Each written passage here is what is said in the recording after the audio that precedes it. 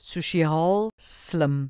Genesis 37 vers 8 sê, sy broers het vir hom gesê, gaan jy regtig oor ons koning wees? Gaan jy regtig oor ons heers? Hulle het toe 'n nog groter weerstand in hom gekry weens sy drome en sy woorde.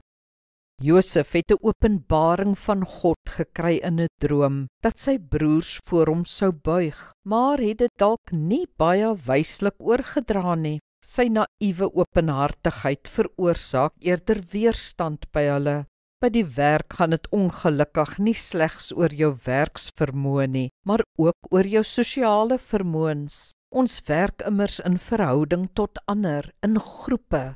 Wees dus sosiaal slim. Wees eerstens 'n aangename mens wat met jou kollegas oor die weg kom. Wees dan 'n konstruktiewe en waardevolle spanlid. Wees ook gemaklik deel van die kantoor se sosiale dinamiek, waar nodig ook na ure, sonder om jou waardes te verloor natuurlik, want jy's 'n kind van God. Bestuur veral jou verhouding met jou baas intentioneel. Verstaan hom of haar, kweek 'n goeie verhouding, werk met sy of haar plan, vul aan waar hy of sy kort kom, gee eerlike maar opbouende terugvoer.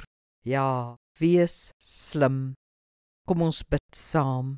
Hemelse Vader, help my in my verhoudings by die werk, met kollegas, bestuurders, kliënte, met moeilike mense. Gee my die geesvrug waarmee ek hulle kan hanteer.